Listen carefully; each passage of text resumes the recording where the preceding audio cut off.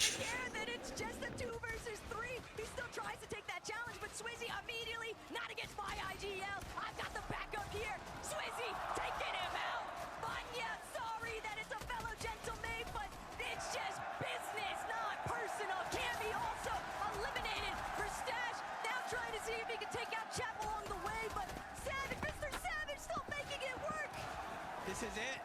It's basically all EU here in the end game. Chap down below, trying to make a play. He's gonna get cut short. Reason as well. It's all to Savage, but no, the entire trio ends up back in the lobby. Swizzy has finally come down. He's ready to steal this game away. They have 12 eliminations, already matching their last game win. Don't count out Pix Darman Demons though. These guys love winning through the low ground. We've seen them do it time and time again. And Queasy with no materials. Pix also no materials. iDrop lurking directly behind the team on low ground though. And Mustache, Swizzy, they're starting to drop. They're trying to see if they can close this one out. Queasy finds a knot. Demus is out. Queasy going for the back-to-back.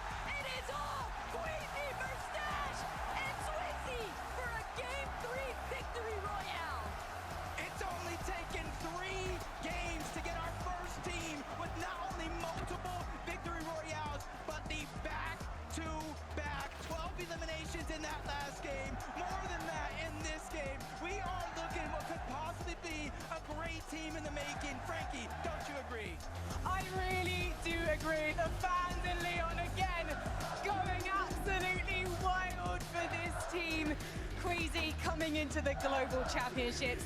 They said that this competition was going to be owned by North America, but right now it's being owned by the High Ground Kings. How was that game? Just a complete repeat of the second. I mean, we're just playing our game, that's it. Just playing endgame, playing height, and that's it. Nothing more. But why isn't anyone able to challenge you for that height right now? We've got huge names. In fact, in that last game, all of our top 5 trios made it to the end game, but you still came out on top. I mean, I feel like it's the hardest of the hardest. It's hard to have a good mid game. A lot of teams are contested, so just hope we stay uncontested and we'll probably win. You mentioned being uncontested. You may regret that. Benji, à toi. Yeah, Swizzy, excuse me, Swizzy. Man, 3 games, 2 victory royale. What's your secret, guys? What's your secret? Take height, don't die. Le secret, c'est de prendre la hauteur et de pas mourir. Have you got any words for your fans, for the gentlemen fans? Jungle. That's it. Jungle. Jump to! Thank you, guys. Mustache, what an incredible Global Championships for you so far. Is it all about the calls that this man is making, or is it all the chants that the M8 fans are making?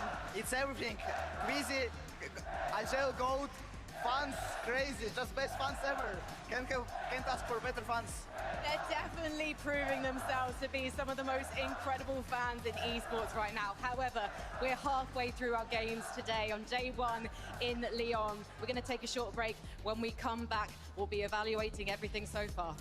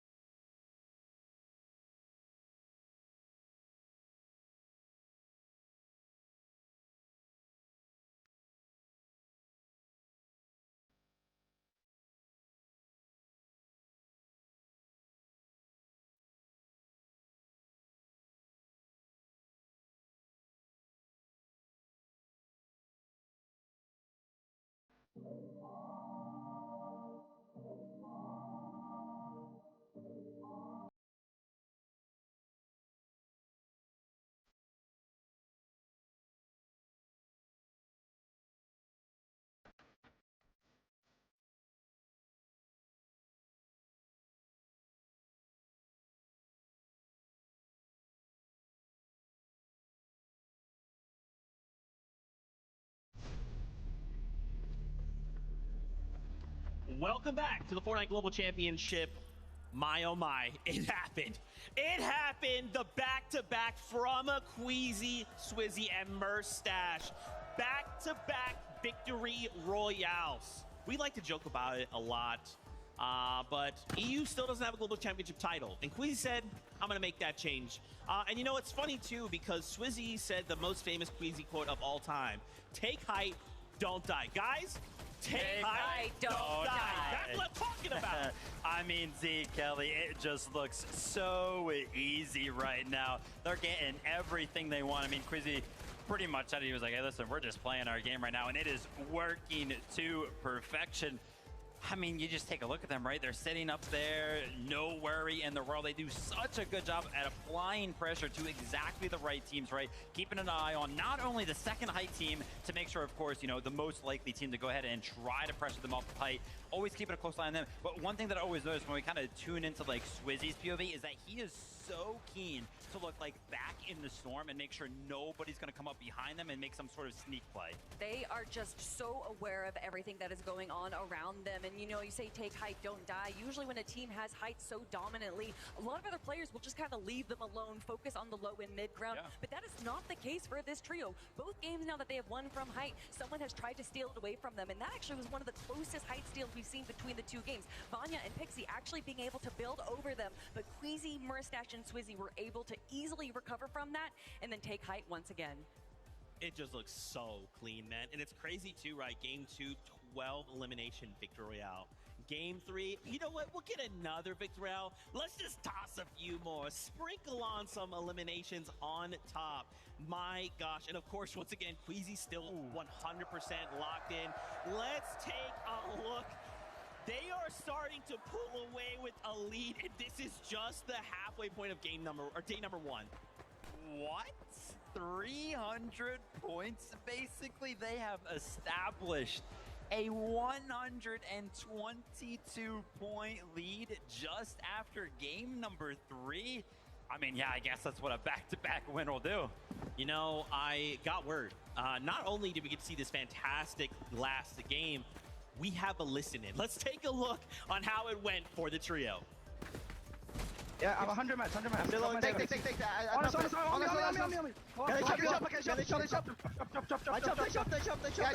Shove this low. I'm playing zone. Yeah, chugging, go. Yeah, me too. Go up. I'm high. He's here. Yeah. Nice.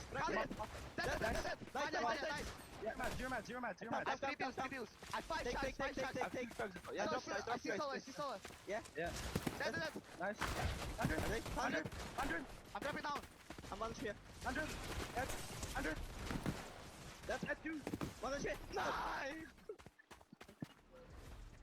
I mean, literally the whole thing that makes that entire thing work, right? Obviously, we've been watching the high ground for, 2 games now. It's kind of been the same playstyle. Queasy and Merstash kind of play that high ground while Swizzy kind of drops down and looks for those eliminations. Because Swizzy was actually on a lower level, he instantly called out, hey, I'm chopping it out. Like, if they want to be above you guys, I'm just going to chop it out. The fact that those comms come in so fast, but the reaction from Queasy and Merstash to just instantly kind of move themselves to a safe spot to make sure they don't get chopped out, played to perfection within an instant. It is that veteran mentality that Queasy is able to bring. You said that yes, EU has not been able to get a global championship spot, but Queasy's gone second place now twice. He has been right on the cusp of being able to claim an international competition, and he really just provides and shows time and time again his knowledge of the game, and not just the game, but his knowledge of a land setting, of what kind of win position you need to do, and he gets his teammates in that position every single time. It's just so cool, man. Just watching the way they play, how they move,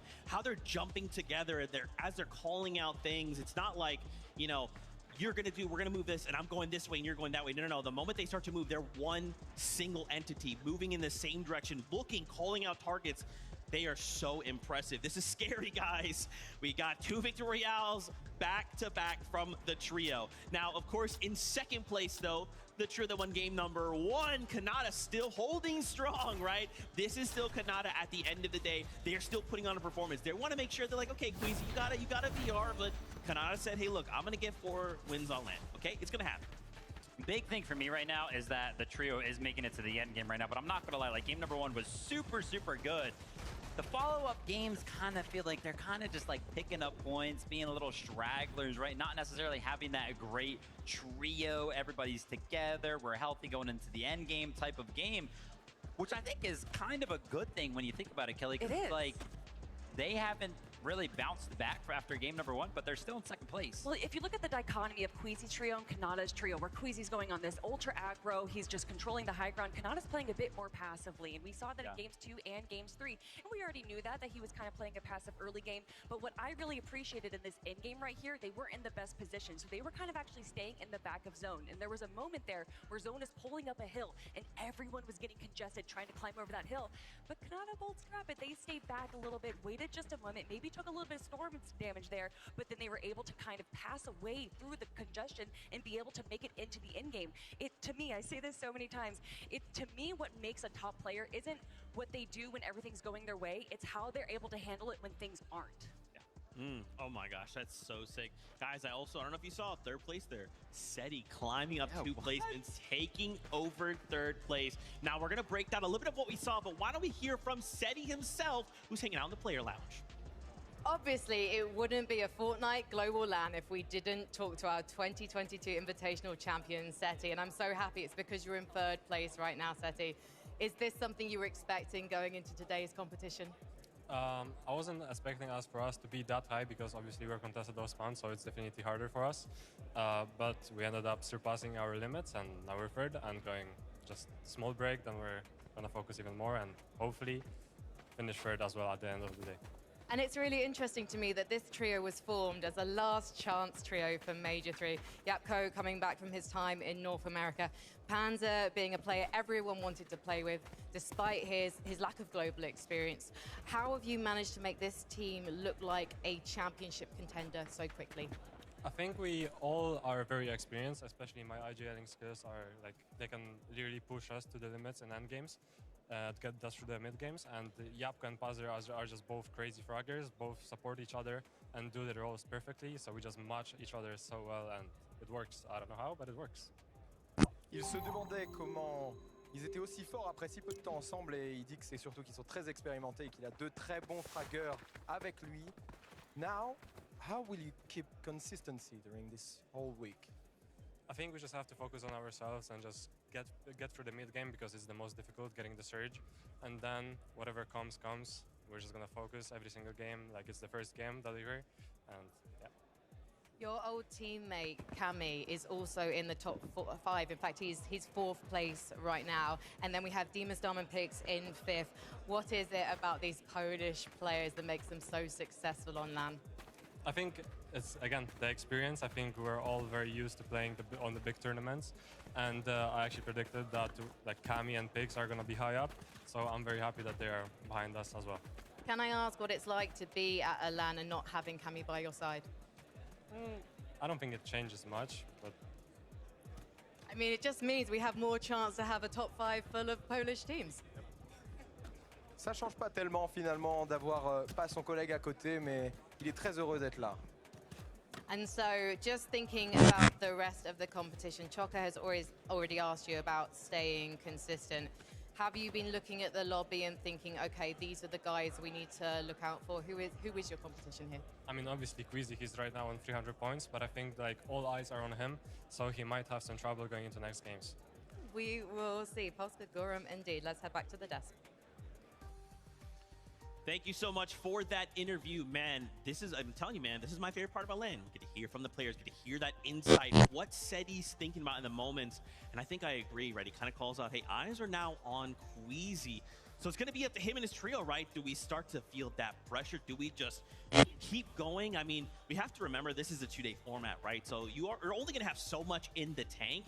How do we make sure we make that span across 2 whole days. If there's anyone that can do it, I have faith in Queasy. Now, we're just going to ignore the fact that there's 4 trios that in the top 5 that are from EU. EU's absolutely dominating. This is, it's fine. All we need is Kanata. He's up there. But look who's still lurking, right? Higgs, Clix, and Eamza, who are also holding on strong. They're performing well, Kelly. Things are looking good. Yeah, a lot of people tend to doubt this trio, and when we saw in Major number 3 that there wasn't the best performance out of them, but they did not allow that to really hurt their emotions. They kind of took a moment between weeks 2 and 3 over this season to kind of collect themselves. They said that they went off stream, they kind of worked on their emotions a little bit, and then they came back stronger than ever, and we're seeing how that's paying off right now. We know that this is really an emotional team, and when they go down, it kind of affects them a lot. So to see them be able to kind of mature their emotions in the span of just a few weeks impresses me so much. But I gotta give Higgs a shout out. You know, he's originally from NA West, if you remember Batman Booga, and his solo clutch right there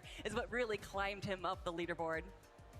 Yeah, I mean, definitely still need to see a good game from this trio. I think collectively, as all 3 kind of being up and alive and healthy, and they got the mats and everything like that, because that's usually what they're good at, right? They're usually good at kind of controlling the front side of the moving zone. They don't necessarily usually go for the high ground, but the fact that we haven't really seen them as a full healthy trio, we haven't really been able to see that from them yet. So the fact, again, you know, another one of those instances where, you know, it's doing very, very well, 6th place.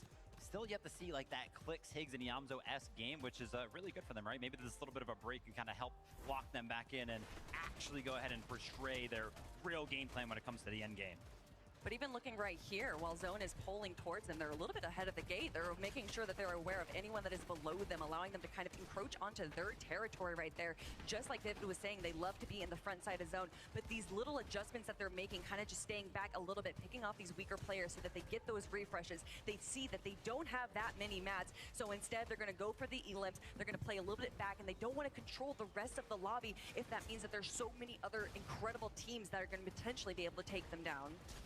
Yeah, I mean, just kind of caught on a rotate, right? Kind of go to one of the sides of the moving zone. So many people are kind of going to catch up to you and get boxed up very, very easily. But like Kelly mentioned, right, Higgs kind of pulling it together, making sure that he picked up a couple of eliminations and placement points to clutch that one up, made that one a good game.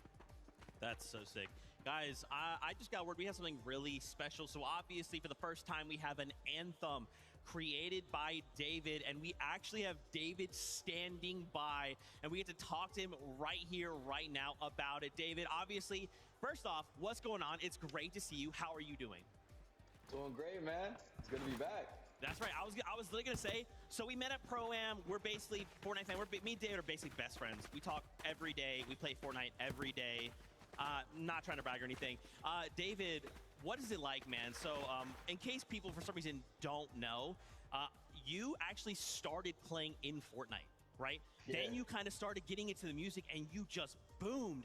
And then now you come to us and we're like, hey, you know what would be cool is like if we kind of put some of your music in the game. And it was like, okay, cool. Hey, what if we made an anthem though? And we're like, I'm sorry, David, what did you say? Let's do that. I mean, to take your story from playing Fortnite to making music for Fortnite, now the official anthem for the global championship. How does that feel for you?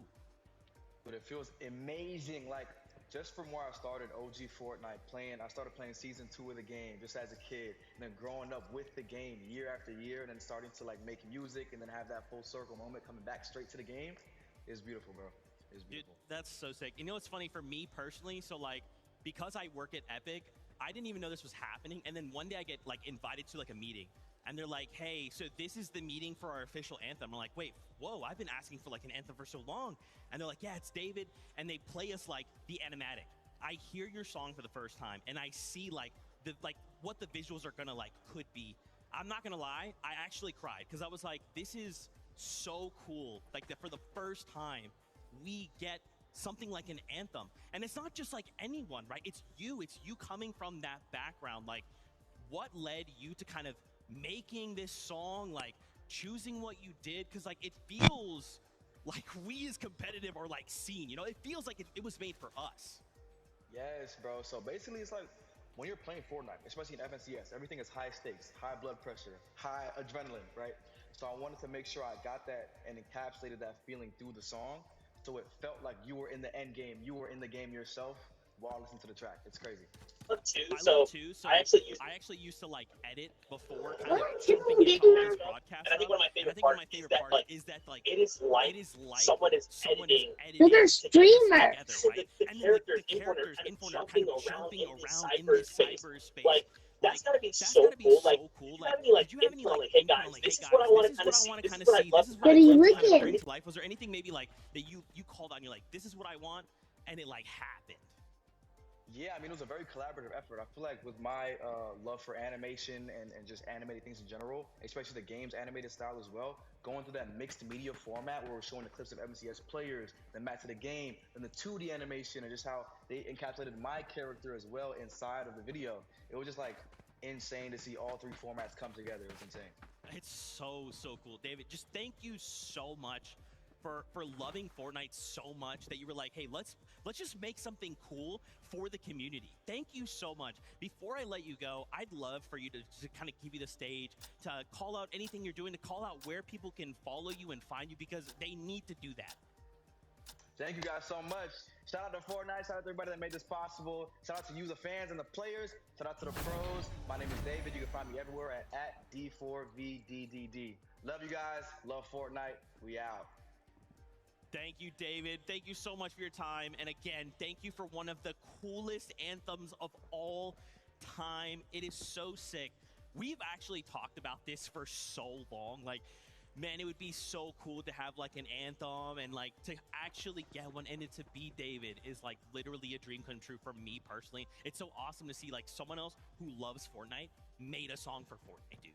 What I love is, like, you know, usually, oh, we'll gas people up, whatever. We've literally been singing this song for the last 4 days, and it's, like, stuck in our head. It's in a little earworm. We can't get it out, and it's just so good. And when we all got to watch that video for the first time together, we just kind of were astounded, stunned, and silent a little bit. It really does just kind of is the perfect combination of what you think a Fortnite fan is really bringing. Like, what you can tell that he loves the game, and that makes me love the music even more. And what I love personally is all of these players behind me getting back to their stations, because Zeke, I am so excited for 3 more games today.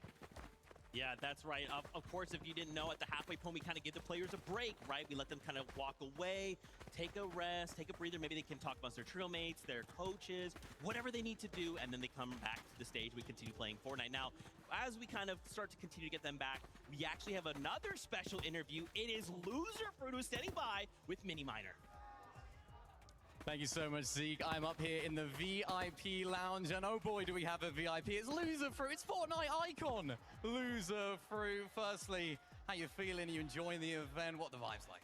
I love it here in France. The atmosphere is amazing. I love the crowd. France. J'aime France. Absolutely love it. Now, I mentioned there, you're a Fortnite icon. You are an icon. You're in the Icon series outfit. I mean, how does that feel? What does that feel for you? No, it's like the biggest honor to be an icon, but like, I'm the only icon here.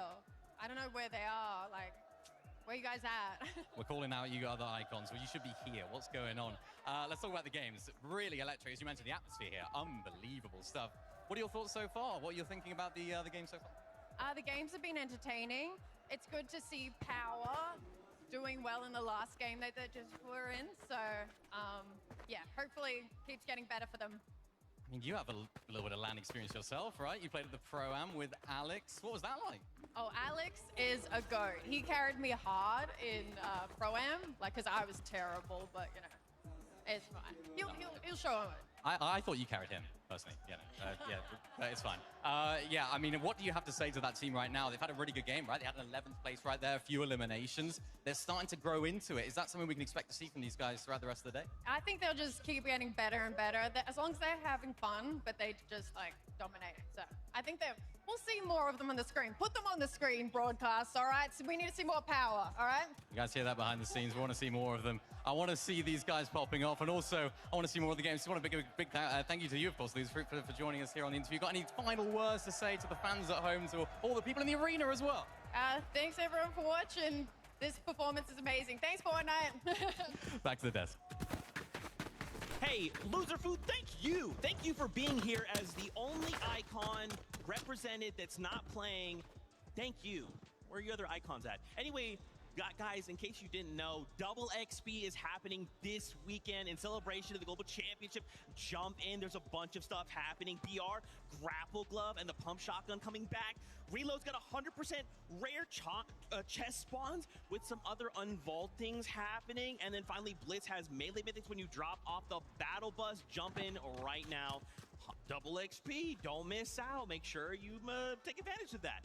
Now, of course, as we continue the conversation, the players continue to kind of roll back in. We're getting closer. I kind of caught a moment there. Queasy talking right there. Swizzy, Merstash are kind of still strategizing. They're taking every single moment possible to make sure they are ready to come back for game number 4 even stronger. Well, this is where things start to get interesting, in my opinion, because like you already mentioned, right, the break has happened.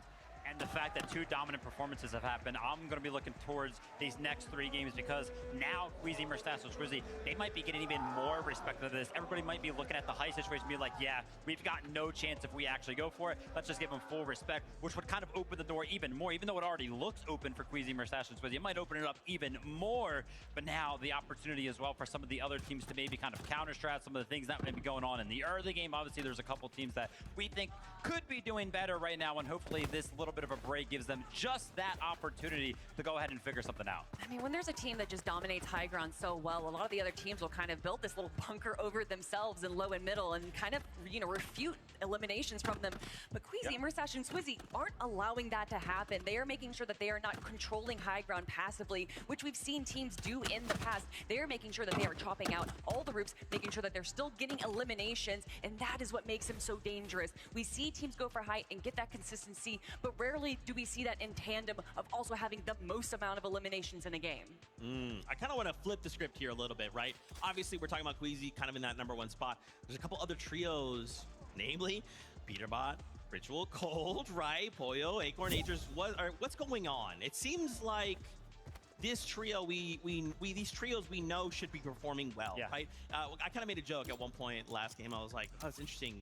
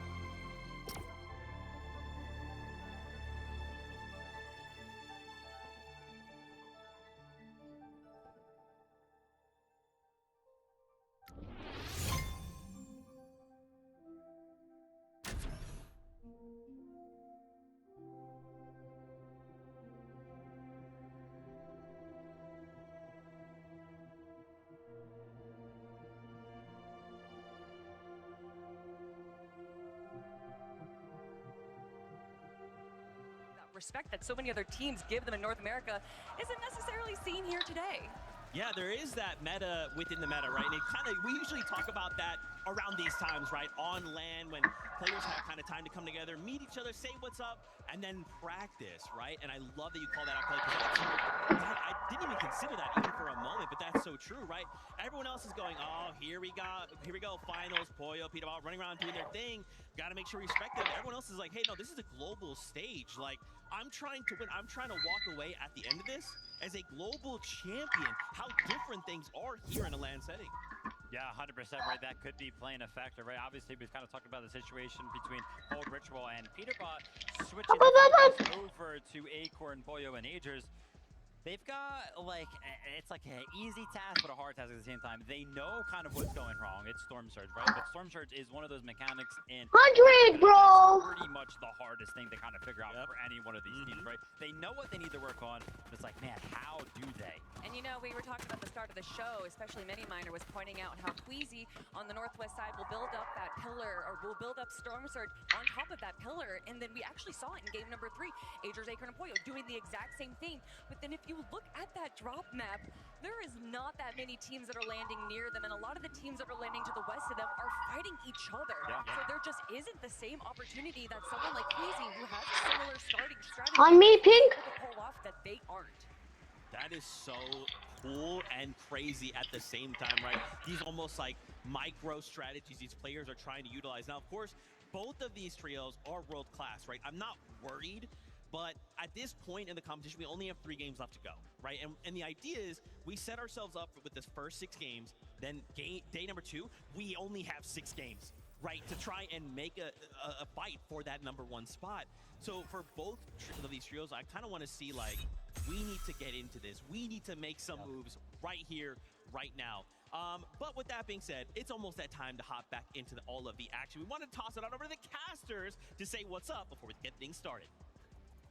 Appreciate it so much. It has been a phenomenal time frame so far here today, Jacob. But Leon, je t'aime, because you guys are putting on such a strong crowd performance too. The way you guys are gassing up these players, Jacob, it's so awesome to see. Honestly, coming into this venue, I was kind of like, oh man, what's gonna happen today? How's the atmosphere? You could hear them 2 hours before the event even started. I had to go in the middle of that crowd and get a video of my own, but the hype is real and the game is ready. Let's get right into it.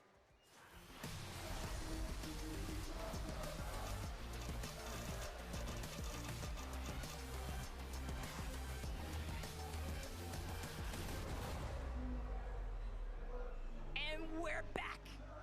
One more battle bus ride taking us in to game number 4 here, Jacob. But the important steps are starting to be made. The players have had a slight opportunity now, revitalize themselves, see if these strategies, revisit some of those strategies even for a good portion of our teams realistically. But for Doxy and Tayson, this has been the early game theme so far here today, because these guys have just been clashing nonstop. But we saw that Brazil interference take place in the last lobby, so both these teams know they have got to be even faster with this outcome. It is all or nothing, because if Brazil continues to intervene, they're just not going to be able to build back up from Rangers' ruin. Yeah, and it wasn't just one, but it was 2 different teams, but the drop remains the same. The 50-50 on one of the chests. For Doxy, you're going to have to disengage and try to find some floor loot elsewhere. Chicho was taking a good brunt of that damage, but it's Pablo who does get dropped first. Chicho as well. And this is a good opportunity as Chino and Doxy are in a 2v2 situation. They're trying to close the gap, but Doxy goes down. Tayson, the 5-time champion, is going to fall as well. Now Chino's in a peculiar situation as he gets eliminated in the 1v1 against Triss. It's a tough break there for Doxy's team, but hey, Triss, what a come up. Chicho and Tayson are both very likely going to be revived, but they gotta be very quick because still other action across the map. Veno, Pico in a very tough position, but Yuma, he's not gonna be able to escape. Veno finds the knock, finds the full elimination here, taking full advantage of that siphon, but he still has Rise up above.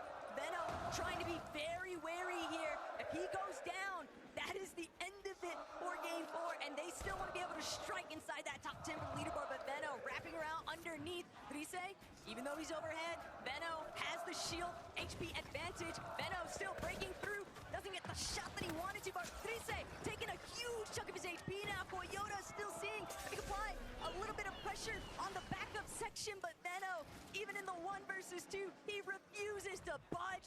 That is Aura. Oh, he finally gets the knock on Rise, and that was huge. That was 200 IQ coming out of Veno, because Vico was down. Coyota went down to finish off that elimination, which gave him a huge 1v1, and with a 3rd party coming in, Alex and On and Rise have had enough, as Veno is going to be the one that cleans up that elimination. But what do you do from here? You do have a chance to get the reboot cards, but your POI has now just went to someone else. The problem and the red alert there is that everybody knows that it's just Veno by himself. That reboot is going to be tough to make it towards, but Gabzetta, Scarpa away, already tangled up here. Snowy on the loose, trying to get the red around, but completely caught off guard. Gabzetta, nice knock. Transitioning into the elimination here, Way, Scarpa, Gabzetta. They're now in the driver's seat, and Ryu, Sod, potentially heading for the hills instead. No, they're willing to clash head on. They still don't want to depart. We're getting 4 times the point in that last game, but for Ryu and Sod, They got to really try to figure out a way to win this fight or get the reboot card and disengage. 80 points. They're on their way up that leaderboard. For Waze, Scarpa, and Gabzetta, this is almost a must. They've been landing all around the map throughout the earlier games so far. Last one, you saw them lurk up out over to Ranger's Ruin, but they just haven't really defined that success. And this is a great opportunity with a mismatch and a numbers advantage to try to pick up these 2 more eliminations. And most important, the loot and the position to build those surge towers. But Way, Scarpa, Gabzetta, they're still not done with this just yet. Sod and Ryu are causing enough of a delay, and if both of these teams aren't careful, a third party could definitely enter the mix. They've got to find these quicker eliminations here. Sod, though, having a very tough time. The material count's running so incredibly low. Nobody's really had a chance to recuperate anything just yet, but Way, Scarpa, Gazetta now approaching from a separate angle. Sod completely pinpoint isolated. He can't get the backup he needs. Way just continuing to close in here. Scouting out. Okay, Sod overhead. No, it's just Ryu instead. Sod taken out. Ryu nearly out of this one, but just doing his best, and it's just not good enough when you're dealing with the full trio of Way, Scarpa, and Gabzetta. Yeah, with those eliminations, you see the rank upgrade drops coming in. It's not going to be the biggest difference maker, but it's definitely a good more loot than what they had before. Dystopia City, Peterbot, Ritual, and Cold, they've had enough of playing the drop spot roulettes. They knew coming into this event it was a triple contested fight, and now they're taking the fight to Tay-Tay. This one's personal as Ritual gets the first knock. There's back-to-back. Cold putting in some work as well. 2 or 3v1 situation here on the ride-up, but it's not going to last too long. They have finally woken up. Enough poking the beast because now they got what they wanted. I mean, you're talking about poking the bear, and take a look at what Venos managed to do in some of that downtime since he found those early 3 eliminations against Coyota's team. Flixie, Vico now back up and in the running here. This is a real opportunity, Jacob, because they've got a couple of other teams that might be a little bit too prioritized with each other, a little bit too fixated elsewhere to scout these guys out inside the tunnel way. Yeah, I was looking at the mini-map right now. I saw another team potentially rotating in this direction, but it was outside of the mountain range instead of in. So not too risky just yet as Muzz. You see just a huge chunk of HP missing along with Sphinx. And to start the game off, I did see Muzz get at least 1 knock. The drop spot for that team on the other side was just too far, giving them that advantage. And that's just kind of that early surge, and that's early confidence building for a team like that. The real unsung hero, though, for Queasy this weekend so far, Jacob, has just been the fact that he's uncontested. If this is what an uncon Queasy can look like on a global stage, then I cannot wait to see exactly how the entirety of this weekend plays out, but don't want to get too ahead of ourselves. Reasons, Alex, Anon, just taking a more slow and steady approach. Oceania has had its fair share of struggles throughout the course of today's matches, and for good reason. It's just very difficult when you are stuck in between some of these teams that are just these pre-established surge bases. It can be very hard to cut through, work around, and they're dropping so far south of the map, Jacob. They just don't have as much resources. Yeah, definitely kind of changing things up for this game. They knew coming into this with the drop spot they had, the hardest part wasn't necessarily loot, not even materials. It was getting up and over that mountain to try to get in a good position for the game. It's Cold, Ritual, and Peterbot. You see them sneaking up, using the bush, the Flowberry Fizz, and the Crash Pad. That picks Darm and Demas on the other side. The revive is fresh. 2 of them are weak, and that's going to be easy pickings if they can continue to put this pressure down. Cold trying to be the first one in. Demas is the one that's getting angled out and pressured by 2 different players. Ritual is going to be there on the other side, but a surprise attack, a big shot. That's going to slow things down for only a short moment. Because Cold, he's realizing the bait and switch. My teammate is weak. I have to continue to put pressure out. It doesn't matter who it is. I have to keep these guys on their toes. Cold and Peterbot are playing like they just see red right now. All they want to do is jump into somebody else's box that's not their own. But Peterbot, he's going to be forced to take a halt. He knows that he has to try and fight this team underneath them or just leave entirely. Demas, Darm, and Pix, they've done enough. They have pushed back, and Peterbot is pushed out of the location. Kind of get a little bit confident there for Cold, Ritual. And Pete, as they continue to kind of rotate on out, surprisingly enough, they didn't kind of continue to stay over towards Dystopia, but what they left it, Baka, Pars, and Pump actually moved in. They're at a contested drop for themselves, north side of this actual POI, so they're just trying to get scraps. They're just trying to get any bit of surge, and right now, they spotted Cold and his entire trio rotate back towards Dystopia, and they're just trying to lurk. They're trying to get the heads-up play and an opening damage shot so that maybe they can finish it up. Take a little peeksies, though, at what's breaking down. The Kanata Rapid and Balls, the elimination feed might be telling an entirely different story there, though, for what's shaping up here at Dystopia. Pump, Pars, Baka, finding that elimination onto Peter by now means that they are all good to go for trying to key in onto Ritual and Cold. Pars already overhead, Baka right next to him, Pump, separate angle as well. There's just so many flank attempts here, but Cold, Peterot knows that he's got to depend on his other fragger here, and Cold could come up big time. Hey, before Peterbot went on this huge tear for the scene, it was Cold everyone was worried about. And I remember back at the Invitational 1v2 to get his teammate back into the game and try to get them that good positioning that they had. Baka, Pars, and Pump. I do like this right now. They're kind of testing the outskirts. They're not taking that big risk scenario of moving in towards these buildings because they know they're lurking around. They know with the double pump, 2v1 situation, they can easily try to catch any bit of this damage.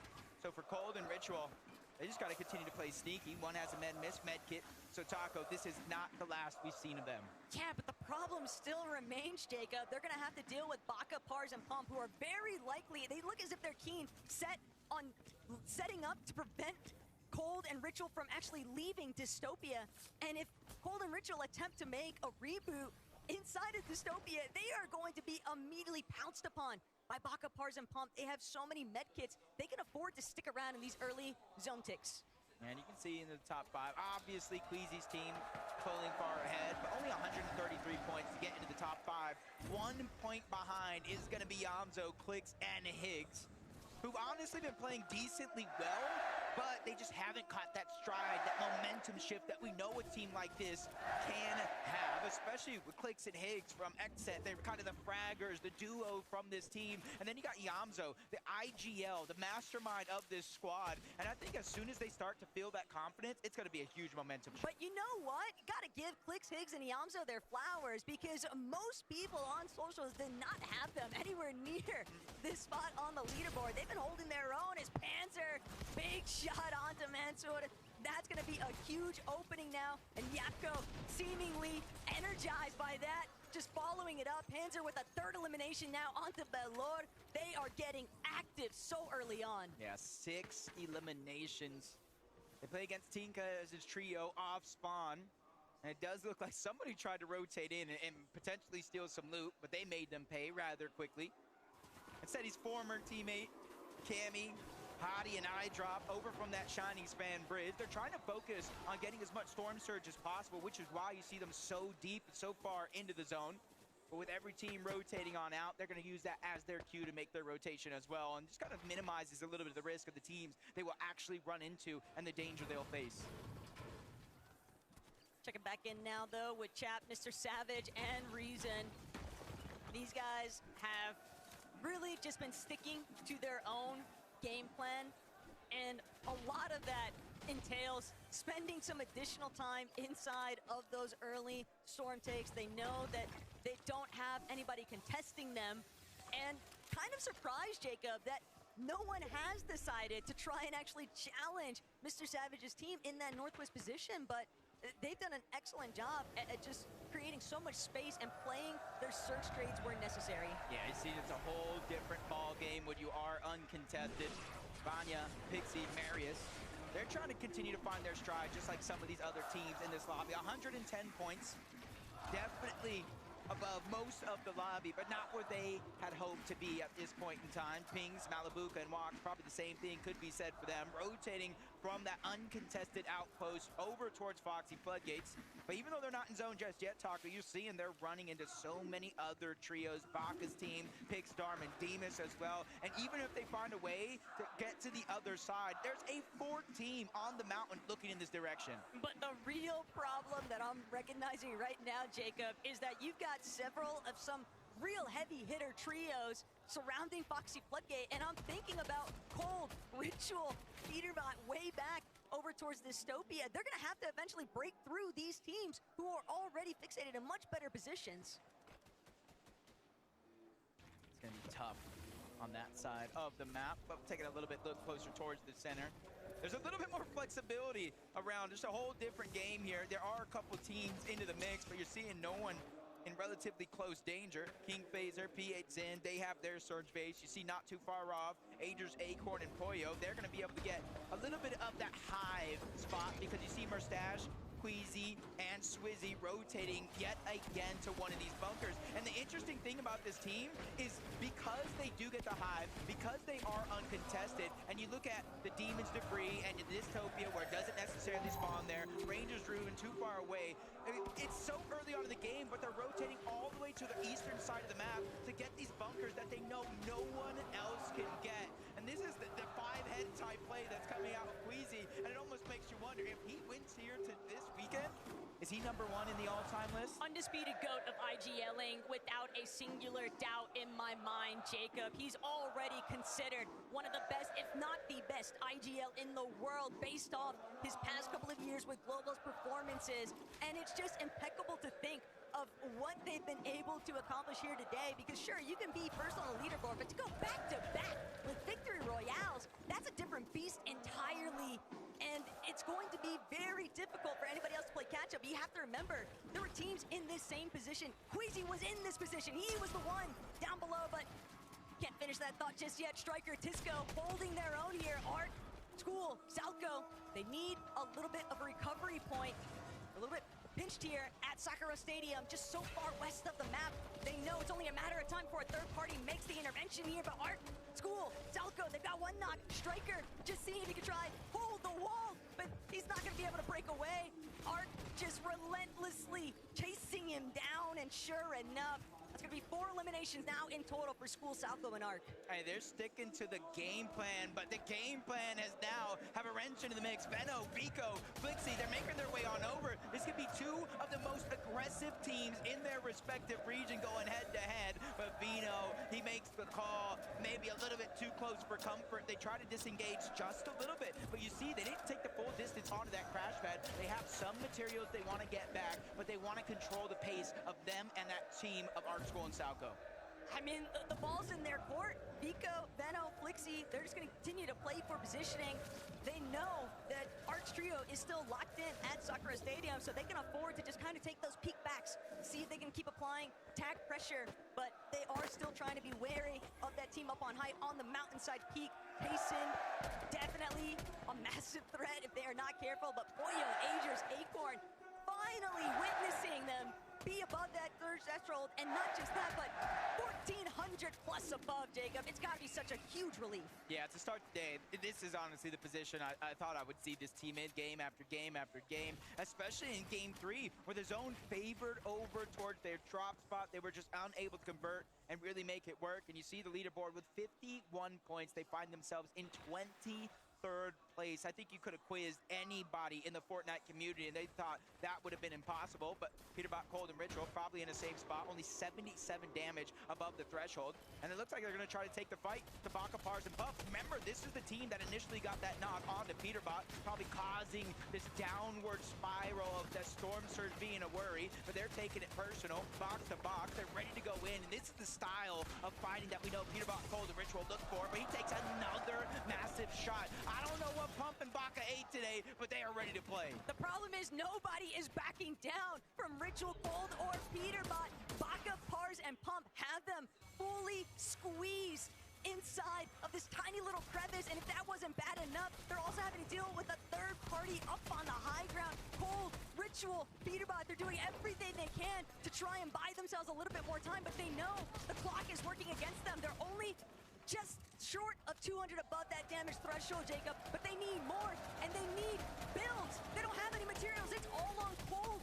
Peterbot is just left in tatters because of that start. Yeah, it's just a tough situation to be in. It's almost playing that mind game, the tricks of, hey, maybe I do have to fight. I need a refresh. I will not be able to get materials elsewhere. And with a team that's honestly been a terror to the entire NA Central region. This is kind of a surprise, and you've been saying it, nobody's backing down. Honestly, Papa Pollo said it as well. Peterbot plays mind games with all of you guys. He gets into your heads, and that's why he's so successful. But guess what? No more mind games. I think everybody is ready to fight back.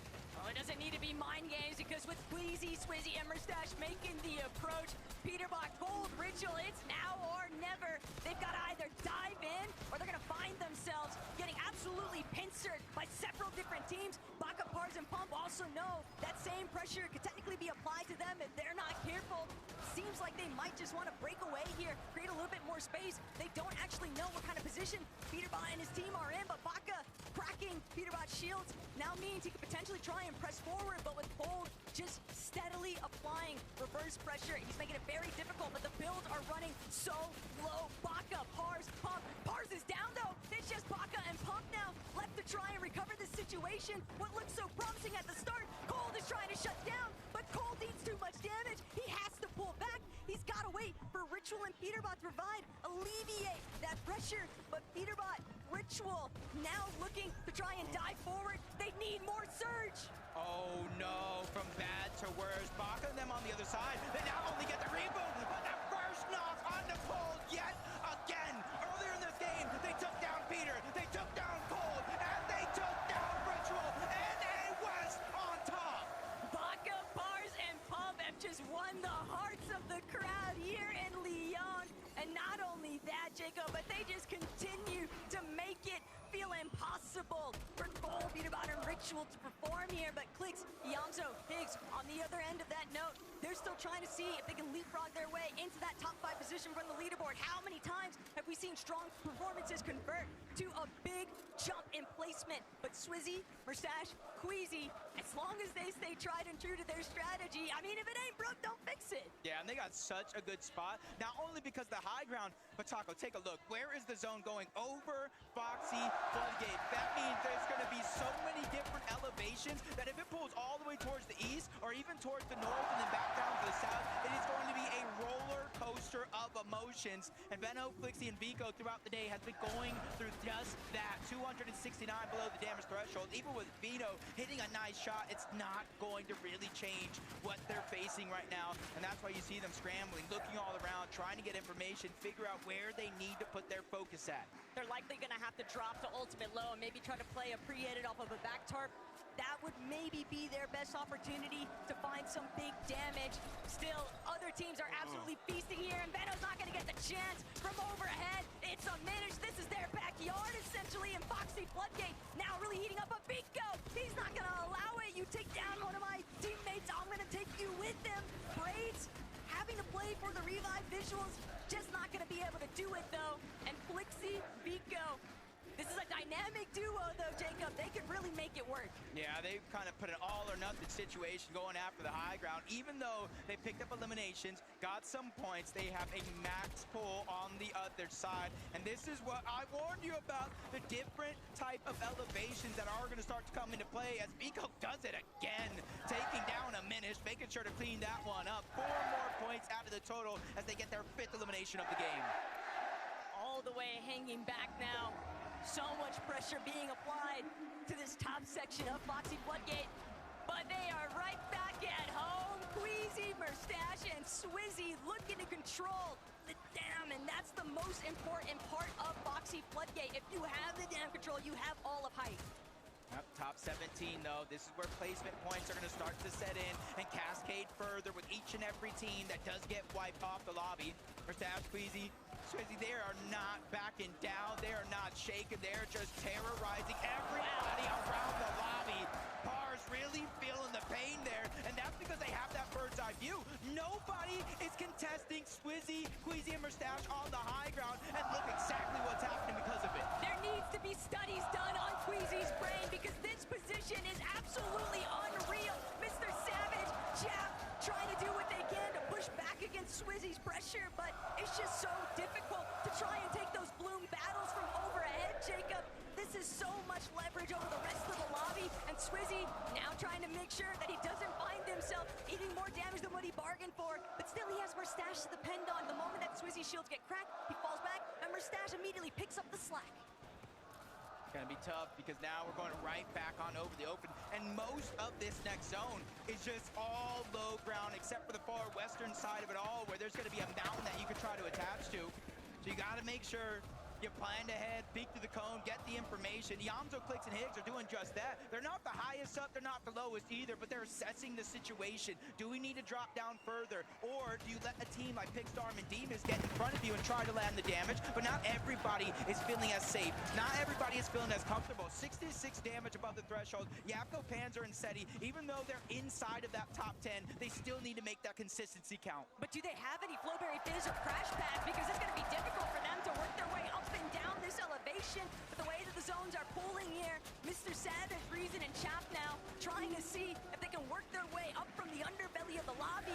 They've got a semi-isolated layer, but they're going to be forced to drop. They don't have the materials to keep tarping through that mid-ground section. And underneath, where all of the congestion is very likely to start pulling into, that's just open season now for Queasy, Swizzy, and Merstash. Savage team 2 points away from hitting that top 5.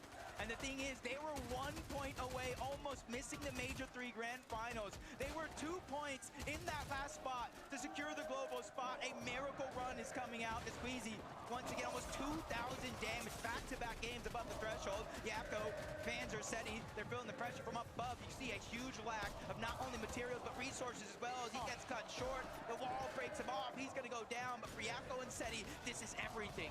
They're still trying to see what kind of placement points they might be able to collect. Every little bit counts for that team, but Vanya, secondary height, Cammy, Hottie, and iDrop, they've also been rather quiet throughout today, Jacob, but that could change in an instant. Mr. Savage, Reason, and Chap now trying to make sure that their back tarp is fully closed off, but Savage not having the opportunity yet to keep building through. Chap picking up where his IGL left off. That is always what you would hope for in a team. Yamzo is sadly going to have to play it through with just Higgs, though. And this is a tough spot to be in, unless Higgs finds a big elimination for the refresh. That was not only points for the elimination, but placement points as well, as the full trios wiped off the map. Acorn, Savage, King, Tayson, all going down. Yamzo as well. A good shot being landed, but not good enough. He gets steamrolled by Darm. Marius is the one who took down Poyo. Him and Vanya are feeling the pain as well, because they have to do it without Pixie. But they've at least got frontside low control, and that's going to have to be enough. They're going to need as many eliminations as possible because they need more materials. And we haven't even started the conversation of how to deal with Queasy, Swizzy, and Merstash up above. Everybody else in this lobby looking substantially healthier too. I feel like I've seen this episode of Fortnite before. Game 2, Game 3, and it's looking like it could be possible for Game 4. 370 points and counting. Only 2 teams in front of him, both of them weak. Vanya's trying to do what he can, but he only has 1 teammate, Marius as well, with the full trio up above. They get the wipe onto 1. They're looking to close this one out as well. Marius in his line of sight, but Swizzy, he takes a big shot. That's a surprise attack, but luckily for him, his 2 teammates have his back. Merstash gets the drop on Marius, stays alive. They're targeting out Vanya. 3v1 situation. They go back to back to back to win another game. When have you ever seen on the global stage the trip skis of victory royales? Queasy, Swizzy, and Merstash are setting a new precedent here in the 2025 Globals performance, Jacob. This is insanity what we are witnessing right now, and they deserve all of the credit. But Frankie, let me know what else they have to say. This is incroyable, Leon! Swizzy, please stand up. Can you believe this is happening? Yeah, I knew we were gonna win. You knew it. You are playing like you knew it too. Queasy, you've been to so many of these events, but I don't think this has ever happened to you. Back to back to back. Surely you can't believe what's happening right now.